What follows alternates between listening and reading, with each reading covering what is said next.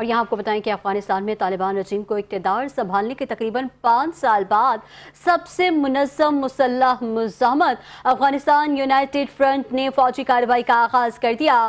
General سمیع سادات تقریباً 5 سال کے سقوط کے بعد افغان نیشنل آرمی کی وردی اور سہرنگی پرچم کے ساتھ منظر عام پر آ گئے ہیں۔ جنرل سمیع سادات نے اپنے بیان میں کہا کہ آج صبح 5 بجے کابل وقت کے مطابق افغانستان یونائٹڈ فرنٹ کو طالبان کے خلاف جنگی کارروائیاں شروع کرنے کی اجازت دے دی۔ طالبان ارکان اڈوں اور قیادت کو نشانہ بنانے کے ساتھ فوجی کارروائیوں کا پہلا مرحلہ شروع۔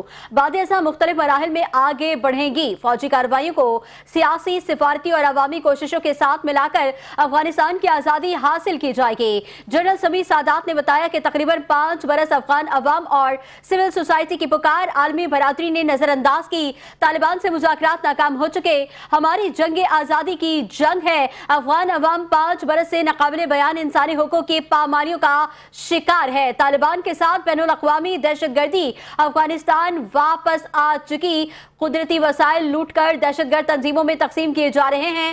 وقت آ گیا ہے کہ افغان عوام اپنی تقدیر اپنے ہاتھ میں لے کر طالبان کی جابرانہ حکمرانی کے خلاف مسلح جدوجہد کریں۔ انہوں نے مزید کہا کہ اندرونی و بیرونی افغانستان تمام افغان شہری سہرنگی پرچم تلے متحد ہو کر ملک کے مستقبل کی جنگ میں شریک ہوں۔ تمام افغان رہنماؤں سے متحد ہو کر طالبان کے خلاف لڑنے، عوام کے لیے وطن واپس آنے کی اپیل کی۔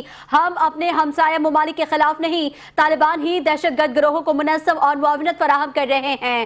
2004 کے آئین، بین الاقوامی انسانی قانون اور لویہ جرگہ کے تحت آزاد آئینی افغانستان کی بحالی ہمارا مقصد ہے۔